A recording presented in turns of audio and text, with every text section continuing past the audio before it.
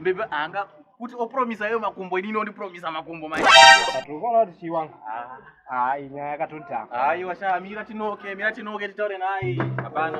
Areka tona kuti makumbo acho akawanda. Vura chihera, vura to. Saka iwe unoimboyazoita sei iwe? Unoimboyazoita sei? Asi ndenzouka nemakumbo acho aya unobva yayo. Pamo itaura rainese. Manje nhasi tauya kumakumbo waisi. Nhasi toti ekuvhure makumbo yasuka uri kundinzwa. Ndoatakatomira. Ndoda kuti undipe ese makumbo yawo tiri tuvana kuti pa ese makumbo yawo. Hangoti wasazarumbidzwa. Wakapromisa waya handowaifungidzira kuti haachazvi. Waisanomboziva kuti totoziyana waisaziva. Manje makumbo ndoatitoda. Saka mimi mauya uzondichikidzira mimi. Uzondichikidzira kuya muri tukuya uzondivhundutse. Hande ndinokupai makumbo acho pano ndopatori ende haapere ende handipere zvekumhanya. Hande ndokupai makumbo. Hande mese muri tu hati mauya muri kuti munoda makumbo. Hande ndokupai makumbo. Asi tiri kuzomasura makumbo ewacho tiri kuzomasura. Hande. Ndinoka akakura sei. Saka mimi amchiti zvoni kuti muvhunditsira muchiti makumbo chichi. Uyai ndikupedzere ndikupai makumbo.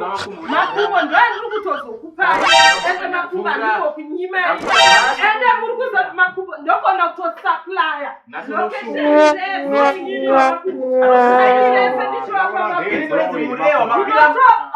Iwe ndichindosaplaya ini rese ndine makumbo.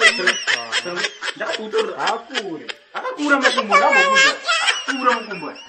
Akapitira kunaka man. Waize uri makumbo ndozo kakura makumbo. Aona wakwenda man. Ukade ukute bibi we. Ende ndikudere muno. Waita basa kiyera zawe. Wewe makumbo. Kana tapa kura mo subscribe. Get on voice visual zwaswinu. Get on voice visual zwaswinu. Majokes abo kuti pwe nyaya dzinodzidzisa dziriti. Majokes abo kuti pwe mamovie anodzidzisa ariti.